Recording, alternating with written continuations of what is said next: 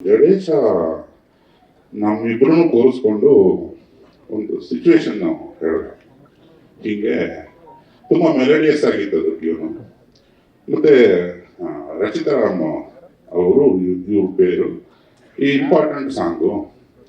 ನಾನು ಇವನ್ ತಲೆಯಲ್ಲಿ ಮೋಸ್ಟ್ಲಿ ಮರ ಗಿಡದ ಕೆಳಗಡೆ ಹಿಂಗೆಲ್ಲ ಮಾಡ್ಕೊಂಡು ರಚಿತಾರಾಮ್ ಅವರೆಲ್ಲ ಸ್ಲೋ ಮೋಷನ್ ಅಲ್ಲಿ ಓಡ್ಕೊಂಡು ಬರೋ ಶಾರ್ಟ್ಸ್ ಏನೋ ತೆಗಿತಾನೆ ಅವನು ಅಂದ್ಕೊಂಡು ಏನ್ ಬೇಕು ಅಂತ ಕೇಳಿದೆ. ತುಂಬಾ ಮೆಲಡಿ ಸರ್, ಅಪ್ಪಟವಾಗಿರ್ಲಿ ಎಲ್ಲ. ನಾನು ವಿಜಯ್ ಅಪ್ಪಟವಾಗಿ ಒಳಗೊಳಗೆ ನಕ್ಬಿಟ್ಟು ಒಂದು 5 ನಿಮಿಷ ಕೊಡೋದೇವೆ. ನಾನು ವಿಜಯ್ ನಮ್ದೆಲ್ಲ ಈ ಗಂಡು ಮುತ್ತೈದರ ಗೋಲ್ಡ್ನ ಯಾಕೆ ಒಂದು ಸಾಂಗಲ್ಲಿ ಇಡಬಾರ್ದು ವಿಜಯ್ ಅಂದೆ. ಏನ್ ಸರ್ ಅಂದ.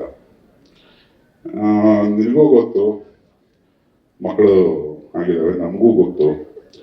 1ನೇ ಮಗು ಆದ ನಂತರದ್ದು ಒಂದು ಸಂದರ್ಭ ಇರ್ತದಲ್ಲ. ನಾನು 1980s 90s ಅಲ್ಲಿ ದೂರದರ್ಶನ ಬಂದಾಗ ಜನನ ನಿಯಂತ್ರಣದ ಆ್ಯಡ್ ನೋಡಿದ್ದೆ. ಒಂದು ಮಗು ಮಲಗಿದ ನಂತರನೇ ಹೆಂಡತಿನ ಕರ್ಕೊಂಡು ಹೋಗಿ ಬಾಗಿಲು ಹಾಕೊಡೋದು. ಸರ್ಕಾರನೇ ಅವತ್ತಿನ ಕಾಲಕ್ಕೆ ಆ್ಯಡ್ ತೆಗೆದಿತ್ತು. ಈ ಒಂದು ಹಾಟ್ ಸಮಾಚಾರನ ನಾವು ಸಾಂಗಲ್ಲಿ ಇಟ್ರೆ ಒಂದು ರೇಂಜಿಗೆ ಬರ್ಕತ್ತಾಗ್ತೀವಿ ಕಣ ವಿಜಯ್ ಅಂತ ಹೇಳಿದಾಗ ಇವನು ಗಣೇಶ ಮುಗುಲ್ ನೋಡ್ಬಿಟ್ಟ. ನನಗೆ ಅದು ಬೇಡ ಅನ್ನೋ ಥರ ಇತ್ತು. ಕೊನೆಗೆ 1-2 ಸಾಲು ಬರೀತಿದ್ದಂಗೆನೆ ಒಪ್ಕೊಂಡ. ಇಂಥ ಹಾಡುಗಳು ಮತ್ತೆ ಒಂದು ಜಾನಪದ ಸೊಗಡು ಕಿವಿ ಒಳಗಡೆ ಹೋಗಿ ಪಕ್ಕ ಮನಸ್ಸಿಗೆ ಇಳಿದು ಬಿಡುತ್ತೆ, ದೇಹಕ್ಕೆ ಇಳಿದು ಬಿಡುತ್ತೆ. ಆ ಥರದ ಹಾಡನ್ನ ಬರೆಸಿರೋ ನಿರ್ದೇಶಕನಿಗೆ ಮೊದಲನೇ ಧನ್ಯವಾದ ನನಗೆ. ಯಾಕಂದ್ರೆ ಇವನು ಸಿಚುವೇಶನ್ ಮಾಡಿದ್ರೆ ನಮಗೇನೋ 4 ಅಕ್ಷರ ಹುಟ್ಟೋದು. ಇನ್ನು ಬಿಟ್ರೆ ಗಣೇಶ್ ನಾನು ವಿಜಯ್ ತುಂಬಾ ರೇಗಿಸ್ತಾ ಇದ್ವಿ. ನೀನು ನಿಮ್ಮ ಅಪ್ಪನ ತುಂಬಾ ಕಾಟ ಕೊಟ್ಟಿರ್ತೀಯ ರಾತ್ರಿ ಮಲಗೋದಕ್ಕೆ ಈ ಹಾಡಲ್ಲಿ ಆಗೋ ಥರನೇ ಅಂತ ಹೇಳಿದ್ದಕ್ಕೆ, ಇಲ್ಲ ಸರ್ ನಂಗೆ ತಂಗಿ ಇದ್ದಾಳೆ ಅಂತ. ಆಮೇಲೆ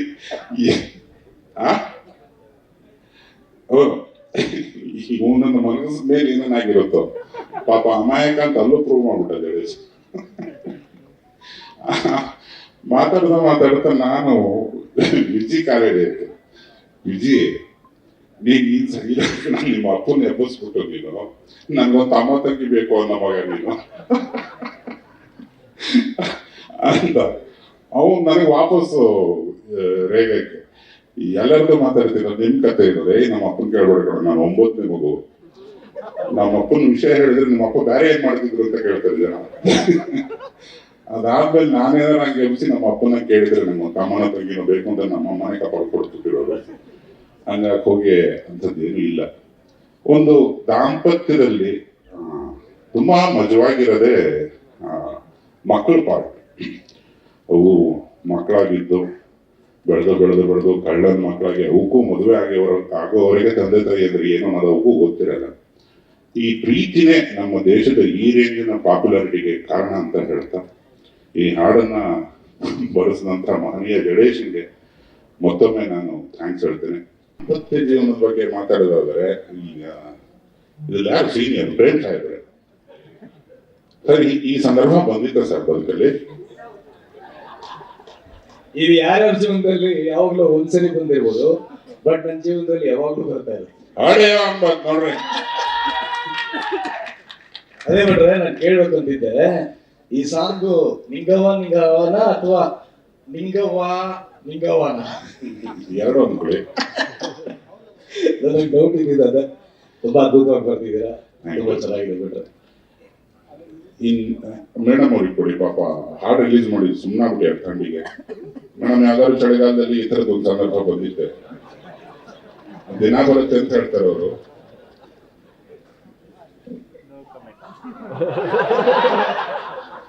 ವಿಜಯ್ ಪ್ರಕಾಶ್ ಸರ್ ವೇದಿಕೆಗೆ ಸ್ವಾಗತ. ವಿಜಯ್ ಪ್ರಕಾಶ್ ಸರ್ ಒಂದೇ ಅಲ್ಲ ಸರ್, ಒಂದೇ ಮಗು ಅಲ್ವಾ? ಎಂತ ತುಂಬಿರೋಡ ನಿಮ್ ಮಗಳು, 2ನೇದಕ್ಕೆ ಅವಕಾಶನೇ ಕೊಟ್ಟಿಲ್ಲ ಈ ಹಾಡು ಪ್ರಕಾರ.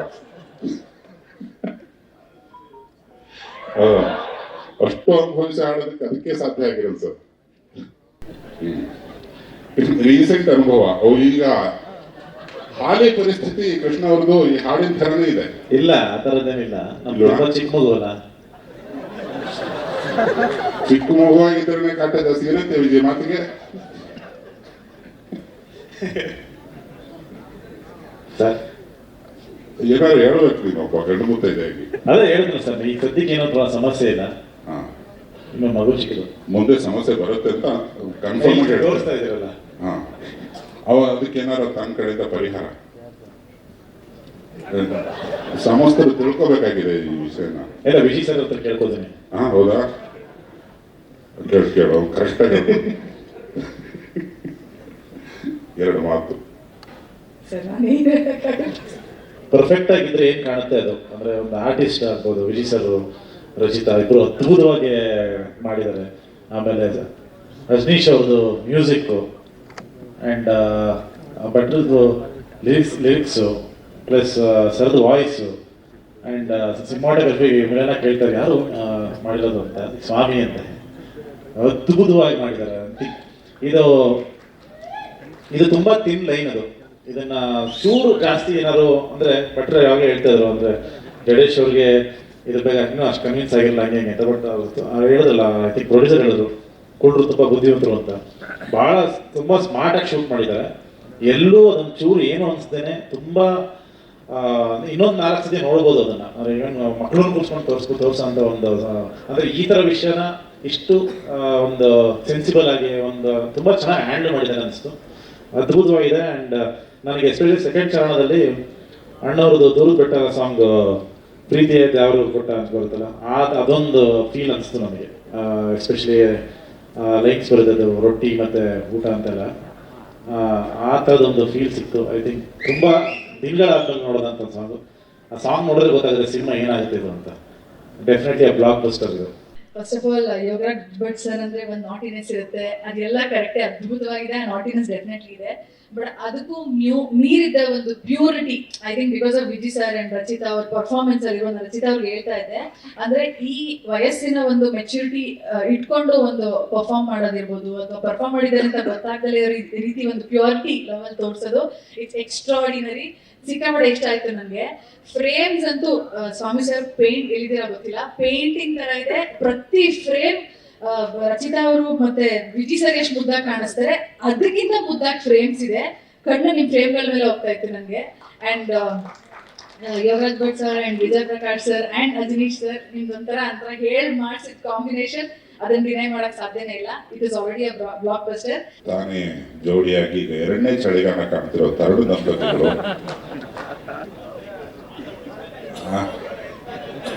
ಆಮೇಲೆ ಮಾತಾಡ್ತೀನಿ ಅಂದ, ಇವಾಗ ಹೇಳ್ತಾರೆ ವಿಜಯ್ ಬಂದು. ಇಲ್ಲ, ನೀವು ನಮಗೆ ಕೇಳ್ತಾ ಇರೋದು ಒಂದ್ ಕಡೆ, ನನ್ನ ಒಡನಾಟ ನಿಮ್ ಜೊತೆ ಜಾಸ್ತಿ ಇದೆ. ಎಲ್ಲ ಸಾಂಗ್ಗಳು ಬರ್ಸಿದ್ವಿ ಅವಾಗಿಂದ.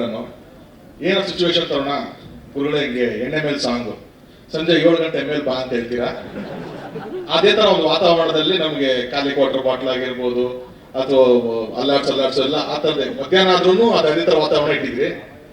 ಯಾವ್ದು ನಾವು ಕಣ್ಣು ಹೊಡೆಯಕ್ಕೆ ಬರೀಬೇಕಾದ್ರೆ ಹುಬ್ಳಿ ಭಾಷೆ ಕೇಳ್ಕೊಂಡು ನೀವು ಹುಬ್ಳಿ ಭಾಷೆ ಮಾತಾಡ ಅಂತ ಹೇಳಿ ಒಂದು ಇನ್ಸ್ಪಿರೇಷನ್ ತಗೊಂಡು ಬರೀತಿದ್ವಿ. ಈ ಸಾಂಗ್ ಇನ್ಸ್ಪಿರೇಷನ್ ನೀವೇನ್ ಹೇಳಿ ಸರ್ ಫಸ್ಟ್? ನಮ್ದು ಬಿಡಿ, ಈ ಸಾಂಗ್ ಬರೀಬೇಕಾದ್ರೆ ಜಡೇಶ್ ಏನ್ ನಿಮ್ಗೆ ಎಕ್ಸ್ಪ್ಲೇನ್ ಮಾಡಿದ್ರು, ನೀವ್ ಇನ್ಸ್ಪಿರೇಷನ್ ಹೇಗ್ ತಗೊಂಡ್ರಿ? ಇದು ಜಡೇಶನ್ ಕಳ್ಸಿದ ಮೇಲೆ ಬರ್ದಿರೋ ಸಾಂಗ್ ಅಂತ ನನ್ಗೆ ಗೊತ್ತಿದ್ದು. ಇದು ನಮ್ಮನ್ನೆಲ್ಲ ಟೇಬಲ್ ಮೇಲೆ ಕೂರ್ಸ್ಕೊಂಡು ಬರೀತೀರಾ ನೀವು? ಭಟ್ರು ಬರೆಯೋದು ಹಿಂಗೆ. ಇದಾಗಿ ಇದು ತೋರಿಸ್ಕೊಡೋದು ಸೆನ್ಸರ್ ಪ್ರಾಬ್ಲಮ್. ಅದೇ ಭಟ್ರಿಗೆ ಇದು ಜಡೇಶ್ ಬೆಳಗ್ಗೆ ಬರ್ಕೊಡ್ತೀನಿ ಹೋಗು ಅಂತ ಕಳ್ಸಿರೋ ಸಾಂಗ್ ಹೇಳಿ. ಇಲ್ಲ, ನಾವು ತುಂಬಾ ಉನ್ನತ ಮಟ್ಟದ ಚರ್ಚೆ ಮಾಡಿದ್ವಿ ನಾನು ಮತ್ತೆ ವಿಜಿ. ಒಂದು ಸಾಮಾಜಿಕ ಉತ್ಕ್ರಾಂತಿ ಆಗ್ಬೇಕಂತ ಒಂದು ಮಟೀರಿಯಲ್ ಹೇಳೋ ವಿಜಿ ಅಂದಾಗ, ಸರ್ ನಮ್ಮವು ನಿಮ್ಮ ತೆಗೆದ್ರೆ 5 ನಿಮಿಷಕ್ಕೆ ಬಂದ್ಬಿಡ್ತದೆ ಅಂತ. ಯಾವ್ದೊಂದು ಬಿಡು ಅಂದೆ. ವಿಜಿ ಮತ್ತೆ ನಾನು ಇಬ್ಬರೇ ವೈಯಕ್ತಿಕವಾಗಿ ಮಾತಾಡೋದನ್ನ ಯಾರನ್ನ ಕೇಳ್ಬಿಟ್ರೆ ಕಿವಿ ಕಿತ್ತೋಗ್ಬಿಡ್ತೇವೆ ಸರ್. ಅದು ಎಂದೆಂದೂ ಮುಗಿಯದ ಒಂದು ಅಗಾಧವಾದ ಸ್ನೇಹ. ಆಮೇಲೆ ನಾನು ಹೇಳಿದಾಗ ಆಗದೆ ನಾನು ಲೋಸರಿದ್ರೆ ನಮ್ಮ ಅಪ್ಪ ಅವನು ಅಲ್ಲೇ ಕೂತ್ಕೊಂಡು ಒಳ್ಳೆದಾಗ್ಲಿ ಮಗಳೇ ಅಂತ. ಅಂದ್ರೆ ಆ ವಿಜಿ ಸಹವಾಸ್ತದೆ. ಸೊ ನನ್ನ ವಿಜಿ, ದುನಿಯಾ ಸೂರಿ, ಗಣಪ, ಇವು ಎಲ್ಲರೂ ಒಟ್ಟೊಟ್ಟಿಗೆ ಏನಿಲ್ಲ ಕಾಲದಿಂದ ಏನೇನೇನೆಲ್ಲ ನೋಡ್ಕೊಂಡು ಬಂದು ನಮಗೆ ಯಶಸ್ಸು, ಸೋಲು, ಮದುವೆ, ಮಕ್ಕಳು ಎಲ್ಲವನ್ನ ನೋಡಿರೋ ಒಂದು ಪ್ಯಾಟರ್ನ್ ಇದೆಯಲ್ಲ, ಅದು ಜನರೇಷನ್ ಸಿಂಕ್ ಆಗಿಲ್ಲ ಬಿಗಿನಿಂಗ್ ಅಲ್ಲಿ. ಈಗ ನನ್ನ ಮಕ್ಕಳು ಏನು ಒಂದು ಮಗು ಇದೆ ಅಂತ ಹೇಳಿದಾಗ ನಾವು ನನಗೆ ಇಷ್ಟು ದೊಡ್ಡ ಮಗು ಇದೆ ಅಂತ ಗೊತ್ತಿರಲಿಲ್ಲ ಅದು ನ್ಯೂಸಿಗೆ. ನಿನ್ ಪುತ್ರಿನೇ ಅಲ್ವಾ ಮಾಡಿರೋದು? ತಡಿ ತಡಿ ತಡಿ ಇದೆ ಮಟೀರಿಯಲ್ ಅಂತ ತೆಗೆದ. ಈಗ ನಮ್ಮ ಬದುಕಿಂದ ಏನಾದ್ರು ತೆಗೆದಿರ್ತಾರೆ, ನಾವು ಕೇಳಕ್ಕಾಗಲ್ಲ ನೀನು. ಆ ಥರ ನಿನ್ನ ಮಗಳಿಗೆ ಒಂದು ಧನ್ಯವಾದ ಕಣ. ತುಂಬಾ ಮುದ್ದಾಗಿ ಕಾಣಿಸ್ತಿದ್ದಾಳೆ. ಆಕೆಗೆ ಇಂಡಸ್ಟ್ರಿಗೆ ಸ್ವಾಗತ. 1.5 ವರ್ಷದ ಹಿಂದೆ ನಾನು ತರುಣಿಗೆ ಒಂದು ಪುಟ್ಟ ಜ್ವರ ಬಂದು ಹಾಸ್ಪಿಟ್ಲಲ್ಲಿ ಇದ್ದಾಗ ಒಂದು ಮಾತು ಹೇಳಿದ್ದೆ, ಮದುವೆ ಮಾಡ್ಕೊಂಡ್ಬಿಡು, ಈ ಊದ ಜ್ವರಗಳು ಮತ್ತೊಂದು ಇದು ಎಲ್ಲದಕ್ಕೂ ಮದ್ದದೆ, ನೀ ತುಂಬಾ ಲೇಟ್ ಮಾಡಿದ್ರೆ ಸ್ವಾತಿ ಮುತ್ತೆಲ್ಲ ಒಣಗಿ ಪೌಡರ್ ಆಗ್ಬಿಡ್ತಾವೆ. ಅದನ್ನ ತುಂಬಾ ಸೀರಿಯಸ್ ಆಗಿ ತಗೊಂಡು ಅವನು ಮದುವೆ ಆಗಿದೆ. ಇದನ್ನ ನಾನು ಹೇಳಿದ್ದೇನೆ ಕರೆಕ್ಟ್ ಆಗಿಲ್ಲ. ಅದನ್ನ ಲಿರಿಕ್ ಮಾಡೋದಕ್ಕೂ ಪ್ರಯತ್ನ ಪಟ್ವಿ. ಒಪ್ಕೊಂಡಂತ ಹುಡುಗಿ ಮತ್ತೆ ದಂಪತಿಗಳು ಸುಮಾರು ಜನ ಮದುವೆ ಬಂದಿಲ್ಲ, ಎಲ್ಲ ಶುಭಾಶಯ ಕಣ. ಇದೇ ತರ ನಾನು ಅಜ್ಜಗೂ ಹೇಳ್ತೀನಿ, ಅಜ್ಜೋ ವೇದಿಕೆ ಹಾಕ್ಬಿಟ್ಟು ಮೈಕ್ ಹಿಡ್ಕೊಂಡು ನಾನು ಬ್ಯಾಚುಲರ್ ಅಂತ ಮಾರ್ಕೆಟಿಂಗ್ ಮಾಡ್ಬೇಡ, ಯಾವ್ದಾನ ಕಟ್ಕೊಂಡ್ಬಿಡುಗರು. ಇದು ಸೇಮ್ ಡೈಲಾಗ್, ಸ್ವಾತಿ ಮುತ್ತೆಲ್ಲ ಒಣಗಿ ಪೌಡರ್ ಆಗೋಕ್ ಮುಂಚೆ ಮದುವೆ ಆಗ್ಬಿಡು ಅಂತ ನಮ್ಮ ಕಳಕಳಿಯ ಪ್ರಾರ್ಥನೆ. ಈ ಸಿನಿಮಾ ಈ ಹಾಡಿನಾದ್ರೂ ಮದುವೆ ಆಗಲಿ ಅನ್ನೋದು ನಮ್ಮ ಸಮಸ್ತ ತಂಡದ ಒಂದು ಆಶೆ ಆಗೋದು. ಆಯ್ತು, ಓಕೆ. ಇಂಟ್ರೋಲ್ ಆದ್ಮೇಲೆ ಮತ್ತೆ ನಮ್ಮ ಸೆಕೆಂಡ್ ಹಾಫ್ ಸಾಂಗ್ ಬಗ್ಗೆ ಅಂತ ಬಂದಾಗ, and again Vijay and Rachita ಅವ್ರ ಕಾಂಬಿನೇಷನ್, ಐ ಥಿಂಕ್ ನನಗೆ ಗೊತ್ತು ಕತೆ ಏನಿದೆ ಹೆಂಗಿದೆ ಅಂತ ಅಂದ್ಬಿಟ್ಟು ಈ ಸಿನಿಮಾ ನೋಡಿದ್ಮೇಲೆ ಐ ಥಿಂಕ್ ಇಡೀ ಆಡಿಯನ್ಸು ರಚಿತಾ ಅವ್ರ ಗಟ್ಸಿಗೆ ಸೆಲ್ಯೂಟ್ ಹೊಡಿತಾರೆ ಈ ಸಿನಿಮಾದಲ್ಲಿ. ಯಾಕಂತಂದ್ರೆ ಹೀರೋಗಳು, ಅದ್ರಲ್ಲೂ ಮಾಸ್ ಹೀರೋಗಳು, ಒಂಚೂರು ವೈಟ್ ಗಡ್ಡ ಗಿಡ ಬಿಟ್ಟರು, ವೈಟ್ ಒಂಚೂರು ಹೇರ್ ಮಾಡ್ಕೊಂಡ್ರೆ ಮಾಸ ಕಾಣಿಸ್ತಾ ಇರುತ್ತೆ ನಾವು ಡೈರೆಕ್ಟರ್ ಪಾಯಿಂಟ್ ಆಫ್ ವ್ಯೂ. ಅದೇ ಹೀರೋಯಿನ್ಗಳಿಗೆ ಒಂಚೂರು ನಾವು ವೈಟ್ ಹಾಕಿದ್ರು ತುಂಬಾ ಭಯ ಇರುತ್ತೆ, ಏನಪ್ಪ ಹೆಂಗೆ ಅಂದ್ರೆ ಅವ್ರು ಏಜ್ ತರ ಕಾಣಿಸ್ತಾರ ಅಂತ ಅಂದ್ಬಿಟ್ಟು. ಅಂಥದ್ದು ಇವತ್ತು ಅವ್ರು ಪೀಕಲ್ಲಿ ಇರ್ಬೇಕಾದ್ರೆ Kannada industry one of the top actress ಆಗಿದ್ದಾಗ ಕೂಡ ನಾನು ಈ ತರ ಒಂದು ರೋಲ್ ಹಾಕೊಂಡಿರೋದಕ್ಕೆ ಡಬಲ್ ಗುಂಡಿಗೆ ಬೇಕು. ಇನ್ನು ತುಂಬಾ ದೊಡ್ಡ ಶಕ್ತಿಯಾಗಿ ನಿಮಗೆ ಹೆಸರಲ್ಲೇ ಸಕ್ಸಸ್ ಇಟ್ಕೊಂಡಿರುವಂತ ನನ್ನ ಗೆಳೆಯ ವಿಜಯ್ ಇದ್ದಾನೆ, ವಿಜಯ್ ಕುಮಾರ್, ಸ್ಯಾಂಡಲ್ವುಡ್ ಸಲಗ. ಅವನ್ ಧೈರ್ಯ ಸರ್, ಅವನು ನಿಮಗೆ ಸಿಕ್ಕಿರೋದು ಅದೃಷ್ಟ ಅಂತ ಹೇಳಕ್ ಇಷ್ಟಪಡ್ತೀನಿ. ಯಾಕಂದ್ರೆ ಯಾವುದೇ ಒಂದು ಸಿನಿಮಾ ಮಾಡ್ಲಿ ಅವನ ಪಾತ್ರ ಸ್ವಲ್ಪ ಕಡಿಮೆ ಮಾಡ್ಕೋತಾನೆ ಹೊರತು ಅವನ ಜೊತೆಲಿರೋರ ಪಾತ್ರ ಯಾವತ್ತು ಹೈಲೈಟ್ ಇರ್ಬೇಕಂತಾನೆ ಅವನು ಇಷ್ಟಪಡುವಂತ. ಅವನ ಮನೆಯಲ್ಲಿ ಒಂದಷ್ಟು ವರ್ಷ ನಾವು ಗ್ರಾಮ ವಾಸ್ತವ್ಯ ಕೂಡುಗೂಡಿದ್ವಿ. ನಾನು, ನಮ್ಮ ಅನಿಲ್, ಉದಯ್ ಮತ್ತೆ ನಮ್ಮ ರಂಗಾಯಣರಿಗೂ ಎಲ್ಲ ಆ ಸಂದರ್ಭದಲ್ಲಿ ನಾನು ನೋಡಿದ್ದೀನಿ. ಅರ್ಜುನ್ ಜನ್ಯ ಅವ್ರನ್ನ ಕರ್ಸ್ಕೊಂಡು ಯಾವ್ದೋ ಸ್ಲಮ್ಮಿಂದ ಹುಡುಗರನ್ನ ಕರೆಸ್ತಾ ಇದ್ದ. ಕರ್ಸ್ಬಿಟ್ಟು ಅರ್ಜುನ್ ಹಾಡು ಹೇಳ್ತಾನೆ ನೋಡು ಅಂದ್ಬಿಟ್ಟು ಅರ್ಜುನ್ ಕಂಡ್ಬಿಡ್ತಾರೆ ಅವರು. ನಾನು ಯಾರು ಇವ್ರು ಹಿಂಗ್ ಆಡ್ತಾರೆ ಏನೋ ಗೊತ್ತಿಲ್ಲ ಅಂದ್ಬಿಟ್ಟು. ಅಂದ್ರೆ ಅವನ ಒಂದು ಎಲ್ಲರ ಜೊತೆ ಬೆಳೆಸ್ಬೇಕು ಅನ್ನೋದೊಂದು ಆ ತರ ಒಂದು ಮೋಟಿವೇಶನ್ ಇಟ್ಕೊಂಡಿರ್ತಾನೆ. ನೋಡಿರ್ಬೋದು ಅವನೆಲ್ಲ ಸಿನಿಮಾಗಳಲ್ಲೂ ಸಹ ಹೊಸ ವಿಲನ್ಗಳನ್ನ ಇಂಟ್ರೊಡ್ಯೂಸ್ ಮಾಡಿಸ್ತಾನೆ, ಹೊಸ ಕಾಮಿಡಿ ಆಕ್ಟರ್ಗಳನ್ನ ಇಂಟ್ರೊಡ್ಯೂಸ್ ಮಾಡಿಸ್ತಾನೆ ಖುದ್ದಾಗಿ. ಆಮೇಲೆ ಅವನು ತುಂಬಾ ಮೆಚ್ಚುಗೆ ಆಗೋ ಗುಣ ಏನು ಅಂದ್ರೆ, ಸರ್ ಯಾರು ಎಲ್ಲೆಲ್ಲವರೆಗೂ ಬರ್ಬೋದು, ಆದ್ರೆ ಸಾವಿನವರೆಗೂ ಬರುವಂತ ಒಂದೇ ಗೆಳೆಯ ನಾನು ನೋಡೋದು ಅವನು sir.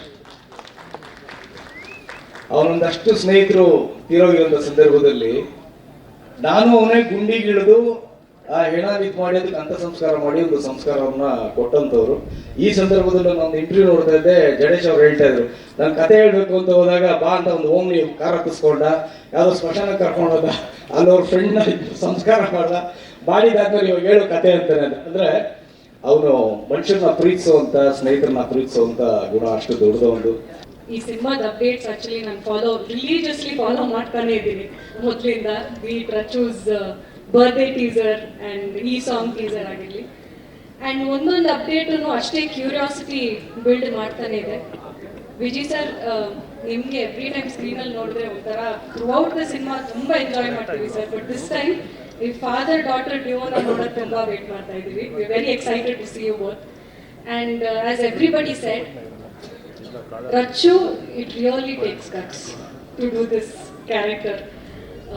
It's not easy. Yav heroine go ee character madodu nijaglu easy illa, and you've carried it so beautifully, so gracefully. I've always been your fan, and from now it's doubling the fan I am of you. Also ರಚ್ಚುನ ಇವತ್ತವರೆಗೂ ತುಂಬಾ ಈ cute ರಚ್ಚುನ ನೋಡಿದ್ದೀವಿ. I think ಇದರಲ್ಲಿ will also see our rugged Rachu ಅಲ್ವಾ? Wishing the whole team all the best. Allah, congratulations. I'm sure it's short. It's a blockbuster for sure. Thank you. ಅದೇನಾದ್ರೂ ಆಗಲಿ first ಅದೇನೋ ಕೊಟ್ರಲ್ಲ ಪೈಲ್ಗೂ ಬಾಗಿನ ದಯವಿಟ್ಟು ಸೀರೆ ಕೊಟ್ಬಿಟ್ರಪ್ಪ ಮನೆ ಬಯಸ್ಬೇಕಾಯ್ತು. ನಾನು ಅವಾಗಿನ ಪ್ರೋಗ್ರಾಮ್ ನೋಡ್ಬೇಕಾದ್ರೆ ಒಳ್ಳೊಳ್ಳೆ ಸೀರೆ ಕೊಟ್ಟು ಅವ್ರು ನೋಡ್ತಾ ಇದ್ದೀನಿ. ಸೀರೆ ಬಿಟ್ಟು ಹೋಗ್ತಾರೆ ಮನೇಲಿ ಬಯಸ್ಬೇಕಾಯ್ತದೆ ಅಂತ. ಅವ್ರು ಮೀಡಿಯಾ ಮುಂದೆ ಬರಲ್ಲ, ಬಂದಿರೋರು ಮಾತ್ರ. ಹಂಗಾದ್ರೆ ಬೇರೆ ಯಾರು ಕರ್ಕೊಂಬತ್ತಿದೆ, ಇಲ್ಲೇ ಯಾರು ಇದ್ರಲ್ಲ ಪಾಪ ಬಂದು ನಿಂತ್ಕೊಂಡ್ರಮ್ಮ, ಒಂದು ಸೀರೆದಾರ ಸಿಕ್ಕಿರೋದು ನಮಗಿಲ್ವೇ? ಜಡೇಶ್ ಅವ್ರೆ, ನಮ್ಮ ಪ್ರೊಡ್ಯೂಸರ್ ಇಲ್ಲಿ ಸರ್, ದಯವಿಟ್ಟು ಸೀರೆ ಮಾತ್ರ ಮಿಸ್ ಮಾಡ್ಬಿಡಿ, ಮನೆ ಬಯಸ್ಕೊಳ್ತಾ ಇದ್ದಾರೆ. ಏನಿವೆ ಸಾರ್ ತುಂಬಾ ಅದ್ಭುತವಾಗಿ ಬಂದಿದೆ. ಅಂತ ವಿಜಯ್ ಸರ್ ಮತ್ತೆ ನಮ್ಮ ರಚಿತಾ ಅವರು ಇಬ್ರು ಬಹಳ ಬ್ಯೂಟಿಫುಲ್ ಆಗಿ ಕಾಣಿಸ್ತಾ ಇದ್ದಾರೆ. ವಿಜಯ್ ಪ್ರಕಾಶ್ ಸರ್ ನಮ್ಮ ಆಸ್ತಿ. ಅಜನೀಶ್ ಅವರು ನಾನು ನಿಮ್ಮ ಫ್ಯಾನ್. ಗಂಧದ ಗುಡಿ ಸಿನಿಮಾ ಆಗಲಿ ಎಲ್ಲ ಸಿನಿಮಾಗಳಿಗೂ ನಾನು ಅಭಿಮಾನಿ. ನಿಮ್ಮ ಮ್ಯೂಸಿಕ್ ಆಗಲಿ, ಪ್ಯಾಷನ್ ಆಗಲಿ, ಇಂಟೆನ್ಸಿಟಿ ಆಗಲಿ, ನಿಮ್ಮ ಕೆಲಸದಲ್ಲಿ ತುಂಬ ಶ್ರದ್ಧೆ ಇದೆ. ನಿಮ್ಮಂಥ ಮ್ಯೂಸಿಕ್ ಡೈರೆಕ್ಟರ್ಗಳಿಂದ ನಮ್ಮ ಸಿನಿಮಾಗಳು ಇವತ್ತು ಪ್ಯಾನ್ ಇಂಡಿಯಾ ಲೆವೆಲ್ ಹೋಗ್ತಾ ಇದೆ. ಅಥವಾ ನಮ್ಮ ಡಿಒಪಿ ಆಗ್ಬೋದು, ಕ್ವಾಲಿಟಿ ತುಂಬ ಅದ್ಭುತವಾಗಿದೆ. ಎವ್ರಿ ಫ್ರೇಮ್ ತುಂಬ ಚೆನ್ನಾಗಿ ಮಾಡಿದ್ದಾರೆ. ಯೋಗರಾಜ್ ಸರ್ ಲಿರಿಕ್ಸ್ ಬರೀತಾರೆ ಅಂತಂದರೆ ಅದು ನಾವು ಹೇಳಂಗೇ ಇಲ್ಲ, ನಾವು ಮಾರ್ಕ್ಸ್ ಕೊಡಂಗೂ ಇಲ್ಲ. ನಾವು ಅವರ ಶಿಷ್ಯ. ಹಾಗಾಗಿ ನಾವು ಅವ್ರದ್ದು ಏನೋ ಚಿಕ್ಕ ವಯಸ್ಸಿಂದ ಅಂತಾರಲ್ಲ, ಆವಾಗಿಂದನು ಅವ್ರ ಹಾಡುಗಳನ್ನ ಕೇಳ್ತಾ, ಅವ್ರ ಬರವಣಿಗೆ ನೋಡ್ತಾ ಬೆಳೀತಾ ಬಂದವ್ರು ನಾವು. ನಾನಾಗಲಿ, ವಿಜಯ್ ಸರ್ ಆಗಲಿ, ಅವರ ಗರಡಿಯಿಂದ ಬಂದವ್ರು ಅಂತ ಹೇಳ್ಕೊಳಕ್ಕೆ ಯಾವಾಗ ಹೆಮ್ಮೆ ಆಗುತ್ತೆ ನಮಗೆ. ಆ ಖುಷಿ ಇದೆ. ಅಂಡ್ ಒಳ್ಳೇದಾಗ್ಲಿ, ಆಲ್ ದ ಬೆಸ್ಟ್. ಯಾಕಂದ್ರೆ ಇನ್ನೇನು ವಿಷಯ ಇಲ್ಲ ಮಾತಾಡಕ್ಕೆ. ಸರ್, ಎಷ್ಟು ಚೆನ್ನಾಗಿದೆ ಸರ್ ನಿಮ್ಮ ಪ್ರೆಸೆನ್ಸು. ನಿಜಕ್ಕೂ ನಾನು ವಿಜುವಲ್ಸ್ ನೋಡಿದೆ ಆಡಕ್ಕೆ ಮುಂಚೆ. ಅಫ್ಕೋರ್ಸ್ ಸನ್ನಿವೇಶದಲ್ಲಿ ನೀವು ಹೆಂಗಾದರೂ ಈ ಚಳಿಗಾಲದಲ್ಲಿ ಮಲಗಿಸ್ಬೇಕು ಅನ್ನೋ ಪ್ರಯತ್ನ, ನಿಮ್ಮ ಪ್ರಯತ್ನ ಸಫಲ ಆಗಲಿ ಅಂತ ನಾವು ಇಡೀ ರಾತ್ರಿ ಮಲಗಿಲ್ಲ ಸರ್. 4 ಗಂಟೆವರೆಗೂ ಆಡ್ತಾ ಇದ್ವಿ ಸರ್ ಈ ಹಾಡು. ಕಾಲಲ್ಲಿ ಭಟ್ರು ಈ ಚೇಂಜು ಆ ಚೇಂಜು ಒಂದೊಂದು ಲೈನನ್ನ ಚೇಂಜ್ ಮಾಡ್ತಾ ಇದ್ರು. ಒಟ್ಟು ಅದೇ ಎಲ್ಲರೂ ಚೆನ್ನಾಗಿ ಮಲಗಬೇಕು, ನಾವು ಯಾರು ಮಲಗಿಲ್ಲ. ಆದರೂ ಈ ಹಾಡು ಇಷ್ಟು ಚೆನ್ನಾಗಿ ಬಂದಿರೋದಕ್ಕೆ ನನ್ನ ಪ್ರಕಾರ ಬಹುಮುಖ್ಯ ಕಾರಣ ಭಟ್ರ ಲಿರಿಕ್ಸ್, ನಮ್ಮ ಅಜನೀಶ್ ಅವರ ಸಂಗೀತ. ನಾನು ಇಬ್ಬರ ಬಗ್ಗೆನೂ ಒಂದು ನಿಮಿಷ ತಗೋತೀನಿ. ಯಾಕಂದ್ರೆ ಈ ವೇದಿಕೆಯಲ್ಲಿ ನನ್ನ ಕೃತಜ್ಞತೆ ಹೇಳುವಂಥ ಒಂದು ಸಂದರ್ಭ ನನಗನ್ಸುತ್ತೆ. ಅದು ಈ ಚಿತ್ರತಂಡ ನನಗೆ ತಂದುಕೊಟ್ಟಿದೆ. ಕನ್ನಡ ಚಿತ್ರರಂಗಕ್ಕೆ ನಾನು ಎಂಟ್ರಿ ಮಾಡಿದ್ದೆ ನಮ್ಮ ಭಟ್ರ ಕೊಟ್ಟಿದ್ದ ಕವಿತೆಯಿಂದ. ಸರ್, ನನಗೆ ವೇದಿಕೆ ಸಿಕ್ಕಾಗಲೆಲ್ಲ ನಾನು ಅದನ್ನು ಹೇಳಲಿಕ್ಕೆ ಇಷ್ಟಪಡ್ತೀನಿ ಸರ್. ಅದೊಂದೇ ಲೈನು 1000 ಸತಿ ಹೇಳ್ತೀನಿ. ಯಾಕಂದ್ರೆ ಮೊದಲನೇ ಅವಕಾಶ ಬಹಳ ದೊಡ್ಡ ಅವಕಾಶ ಸರ್. ಮೊದಲನೇ ಅವಕಾಶ ಇದೆಯಲ್ಲ, ಅದು ಬಹಳ ದೊಡ್ಡದು. ಅಲ್ಲಿಂದ ಹಿಡಿದು ನೀವು ಎಷ್ಟು ಹಾಡುಗಳು ಕೊಟ್ಟಿದ್ದೀರಾ ಸರ್ ನನಗೆ. ಒಂದು ಕಡೆ ಅಲ್ಲಾಡಿಸಿದೆ, ಒಂದು ಕಡೆ ಖಾಲಿ ಕ್ವಾರ್ಟರ್ ಇದೆ, ಒಂದು ಕಡೆ ನಾವು ಮನೆಗೆ ಹೋಗೋದಿಲ್ಲ ಇದೆ, ಇನ್ನೊಂದಷ್ಟು ಒಳ್ಳೆ ಮಧುರವಾದ ಹಾಡುಗಳಿವೆ. ಅಲ್ಲಿಂದ ನಿಂಗವ್ವವರೆಗೂ ನಮ್ಮ ಪಯಣ ನಡೆದಿದೆ. ಸೊ ನಿಮಗೆ ನಾನು ಕೃತಜ್ಞತೆ ಹೇಳ್ತೀನಿ. ಇನ್ನೊಂದು ಕಡೆ ಅಜನೀಶ್ ಅವರು ನನಗೆ ಹಿಟ್ ಮೇಲೆ ಹಿಟ್ಟು ಸ್ಪಾಟಿಫೈಲಿ ನಾನು ನೋಡಿದ್ರೆ ನನ್ನ ಟಾಪ್ ಸಾಂಗ್ಸ್ ಎಲ್ಲ ನೀವು ಕೊಟ್ಟಿರೋ ಸಾಂಗ್ಸೇ ಸರ್. ಹಾಗಾಗಿ ನಿಮಗೆ ನಾನು ಧನ್ಯವಾದಗಳನ್ನು ಹೇಳಲಿಕ್ಕೆ ಇಷ್ಟಪಡ್ತೇನೆ. ಭಾಳ ಹಿಂದೆ 15-16 ವರ್ಷದಿಂದ ಅವರು ಮೊದಲನೇ ಸತಿ ಕೆಲಸ ಮಾಡಿದಾಗ ಅವರು ಮಾಲೆ ಹಾಕೊಂಡಿದ್ರು. ಅವತ್ತು ಅವ್ರ ಸಂಗೀತ ಕೇಳಿ ಸರ್, ನೀವು ಭಾಳ ದೊಡ್ಡ ಸಂಗೀತ ನಿರ್ದೇಶಕರಾಗ್ತೀರಾ. I really hope to work with you sir ಅಂತ ನಾನು ಹೇಳಿದಂತಹ ಮಾತು ನನಗಿನ್ನೂ ಜ್ಞಾಪಕ ಇದೆ. And I really hope to continue to work with you because you have such an amazing hard working music director sir. ನಿಂಗವ್ವ ನಿಂಗೊಂದು ವಿಷಯ ಗೊತ್ತಾ, ಯಾಕವ್ವ ಹೇಳಾದು ಮಂದ್ಯ ಹೊರಿಸುತ್ತ ಒಚ್ಚುರುವಾದು ನಿಂತು ಕೇಳುನಿ ಐದೊಂದು ಸಂಗತಿ ವಿಚಾರ, ಇನ್ನೊಂದು ಕೂಸು ಕೈಗೆ ಕೊಡುವೆನು ಬೆಳೆಸೋಣ ನಮ್ಮ ಸಂಸಾರ, ಮೂಡಿಸ್ತೀನಿ ಬಾರಿ ಮಲ್ಲೆಗುವ.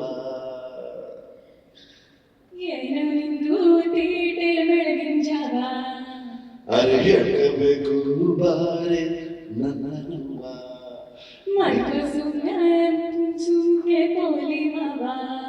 ಈ ಪೋಲಿ ಮಾವ ಮಾತ್ರ ನೀವೆಲ್ಲ ಸಂಗವ ಆಗ್ತಾ ಇದ್ದಾರೆ. ನಿಂಗವ್ವ ನಿಂಗೊಂದು ವಿಷಯ ಗೊತ್ತಾ? ಈಗ ನಿಮಗೆ ಒಂದು ವಿಷಯ ಇಡೀ ಕರ್ನಾಟಕಕ್ಕೆ ಗೊತ್ತಾಗಿದೆ. ಹಾಡನ್ನ ಕೇಳಿ ಆನಂದ ಅವರಿಗೆ ಸಂಭ್ರಮಿಸಿ. Thank you so much. ಇದಕ್ಕೆ ಮುಂಚೆ ಎಲ್ಲರ ಬಗ್ಗೆ ಮಾತಾಡಿದ್ದೀನಿ. ಇವಾಗ ವಿಶೇಷವಾಗಿ ಅತಿಥಿಗಳು ಮತ್ತೆ ಸಾಂಗ್ ಬಗ್ಗೆ.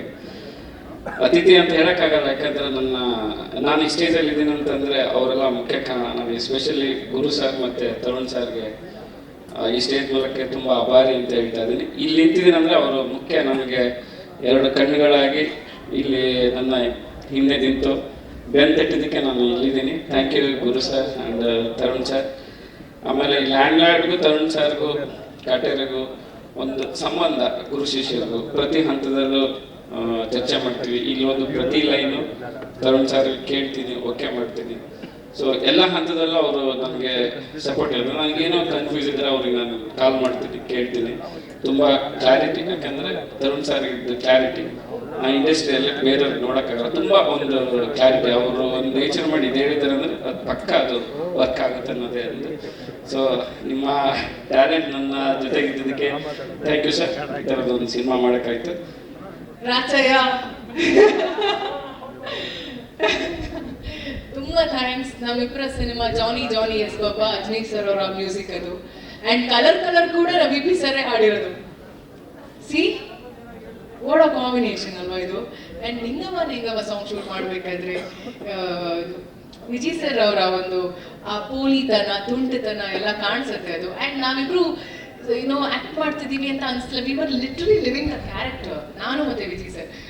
ಫಸ್ಟ್ ಇನಿಷಿಯಲಿ ಅದು ಸ್ವಲ್ಪ ಹೆಂಗ್ ಮಾಡ್ಬೋದು ಅಂತ ಇಬ್ರು ಪ್ಲಾನ್ ಮಾಡ್ತಿದ್ವಿ. ಆಮೇಲೆ ಭೂಷಣ್ ಮಾಸ್ತರ್ ನಾವು ಇಷ್ಟು ಜನ ಸೇರ್ಕೊಂಡು 5 ಜನನು ಎಷ್ಟು ಚೆನ್ನಾಗಿ ನಮ್ಗೆ ಆ ಒಂದು ಕೆಮಿಸ್ಟ್ರಿ ವರ್ಕ್ ಆಯ್ತು ಅಂದ್ರೆ ಅದು ಇಡೀ ಸಿನಿಮಾದಲ್ಲಿ ನಾವು ಟ್ರಾವೆಲ್ ಮಾಡಿದ್ರು ಈ ಹಾಡಲ್ಲಿ ಇರೋಂಥ ಕೆಮಿಸ್ಟ್ರಿ ಇಟ್ಸ್ ಬಿಯಾಂಡ್ ಇಮ್ಯಾಜಿನೇಷನ್ ಅಂತ ಹೇಳ್ಬೋದು.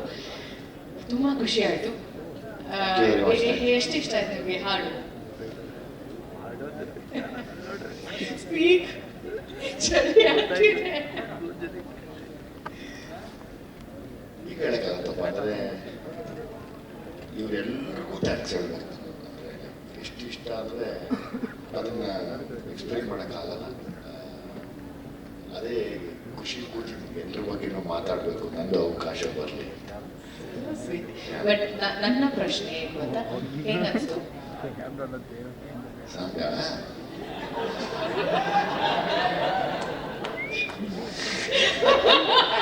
ಹೀಗೆ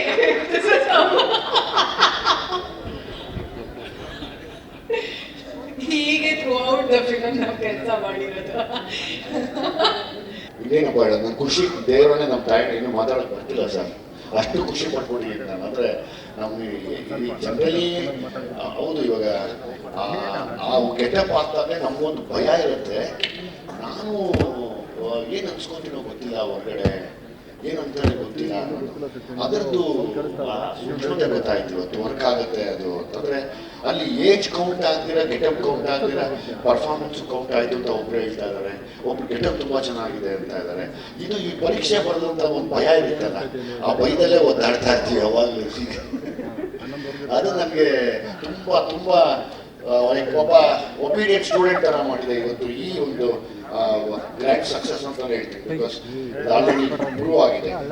ನಾನು ಫ್ಯಾಮಿಲಿ ಪಿಕ್ಚರ್ ಮಾಡಬೇಕು ಅಂತ ಭಟ್ರೆ ಯಾವಾಗಲೂ ಹೇಳೋರೆ, ನೀನು ಈ ನಮ್ಮ ಮನೆ ಅಕ್ಕಪಕ್ಕದ ಮನೆ ಕಲಿಯಾಯ, ನೀನು ಫ್ಯಾಮಿಲಿ ಸಿನಿಮಾ ಮಾಡ್ಬೇಕು ನೀನು ಬುದ್ಧಿ ಇಲ್ಲ ಅನ್ನೋರು ಕತೆ ಬಂದಿದ್ದು. ಬಟ್ ನನ್ಗೆ ಮನಸ್ಸಾಗ್ತಾ ಇರಲಿಲ್ಲ. ನನಗೊಂದು ಆಸೆ ಇತ್ತು, ನಾವು ಬಂದಿದ್ದಂಥ ಆ ಬಡತನ, ಆ ರೈತರ ಮನೆಯಲ್ಲಿ ಒಬ್ಬ ಹೋರಾಟ ಮಾಡಿರುವಂಥ ಅವನ ಕತೆ ಮಾಡೋದೇ ತುಂಬ ವಿಶೇಷ ಅನ್ನಿಸ್ತು. ಹಂಗಾಗಿ ನಾನು ಜಡೇಶ್ ಅವ್ರ ಕತೆ ಒಪ್ಕೊಂಡು ರೈತರ ಮನೇಲಿ ನಾನೊಬ್ಬ ಪ್ರತಿನಿಧಿಯಾಗಿ ಈ ಸಿನಿಮಾನ ನಾನು ಕೂಡ ಪರ್ಫಾರ್ಮ್ ಮಾಡಿದ್ದೀನಿ, ಒನ್ ಆಫ್ ದ ಆ್ಯಕ್ಟರ್ ಆಗಿ. ಸೊ ಹಂಗಾಗಿ ನಾನು ಯಾವತ್ತು ಜೈ ಜವಾನ್ ಜೈ ಕಿಸಾನ್ ಅಂತ ನಿಂತ್ಕೊಳ್ಳೋನು. So thank you. ನನಗೆ ಖುಷಿಗೆ ಏನು ಹೇಳಕ್ಕೆ ಬರ್ತಿಲ್ಲ. Thank you.